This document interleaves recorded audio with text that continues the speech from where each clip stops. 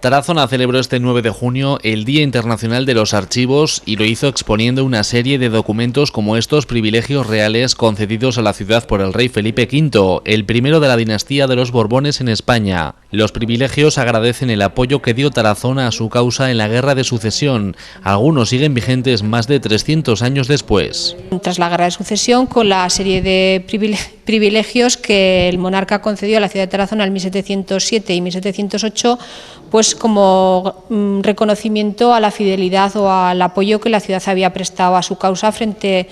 a la del archiduque Carlos. Entonces, la ciudad de Tarazona, con Borja, Jaca y algún otro enclave de Aragón, apoyó la causa de Felipe V frente a la actitud que mantuvo el conjunto del reino, que apoyaron al archiduque Carlos. Entonces, en 1707, concluidas las expediciones o los enfrentamientos bélicos más importantes en Aragón, el rey, como reconocimiento, pues facilitó a la ciudad una serie de privilegios, algunos que se conservan en soporte original y otros no son originales, sino que se conserva un duplicado y un traslado notarial, pero todos ellos nos informan de esas concesiones reales a la ciudad. Pues, por ejemplo, tenemos como privilegio en soporte original, que es un soporte en vitela, que es una especie de pergamino especial, con guardas de pergamino, el que además es uno de los dos que permanecen vigentes, que es la concesión del título de ciudad vencedora, que es precisamente, si se observa el escudo de la ciudad de Tarazona, un pequeño cartel con la inscripción Victrix que está situado encima del castillo. Ese se conserva en su soporte original. Y también otro que es también uno de carácter honorífico, que es la concesión del título de ciudad vencedora y la prerrogativa de colocar una flor de lis, que es el emblema de la Casa de los Borbones y en realidad el emblema de la monarquía francesa, en el escudo, que es justamente el elemento que está sobre el cartel de Victrix en la zona alta del escudo. Pero hubo más privilegios concedidos por este monarca, aunque algunos ya no están vigentes. Esos en realidad son los únicos privilegios, por así decir, que han mantenido su vigencia histórica, porque los demás tienen que ver con situaciones del antiguo régimen que por supuestísimo ya no son vigentes, ¿no? Porque, por ejemplo, el que la ciudad los ciudadanos no sean sometidos a tortura y confiscación de bienes en caso de la persecución o la investigación de unos delitos. Ahora ya el sistema jurídico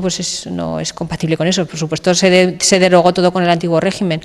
con la supresión del antiguo régimen, pero estos privilegios de tipo honorífico se mantienen en vigor o han permitido que continúen en su vigor porque la normativa actual y con la rehabilitación del escudo y la bandera en el año 2002 incorporó todos los elementos y como elemento de refuerzo de la argumentación de por qué estaban esos elementos se pudo mostrar los privilegios. En esta improvisada exposición se mostraron otros documentos de interés que guarda el Archivo Municipal del Ayuntamiento de Tarazona, también relacionados con la monarquía, tan de actualidad estos días. El resto de documentos tiene que ver también un poco sobre el eje del cambio de lo que supuso la llegada de los Borbones al trono de España y particularmente lo que supuso para la ciudad de Tarazona. Entonces, supuso en primer lugar, con la imposición de los decretos de nueva planta en todo el Reino de Aragón, la supresión del sistema de gobierno de los municipios aragoneses, que estaban regidos de acuerdo con unas ordenanzas municipales por una serie de oficiales encabezados por el Justicia que se elegían anualmente. Entonces, hemos colocado una serie de ordenanzas estas ordenanzas se renovaban cada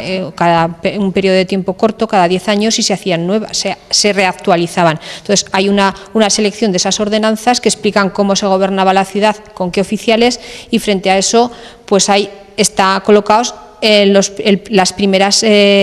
nombramientos de los primeros corregidores con el sistema nuevo de los decretos de nueva planta, que son nombramientos por el rey y vitalicios. Y también un registro de actas precisamente de los primeros ayuntamientos a partir de 1708 y luego ya una documentación complementaria de otro tipo de privilegios que no están convalidados por Felipe V, pero que sí que estaban en vigor en ese momento porque son privilegios más antiguos que arrancan de la Edad Media y que se convalidan en época de Fernando II y que en época de Carlos IV todavía estaban en vigor. Entonces, es un poco explicar también que no conocemos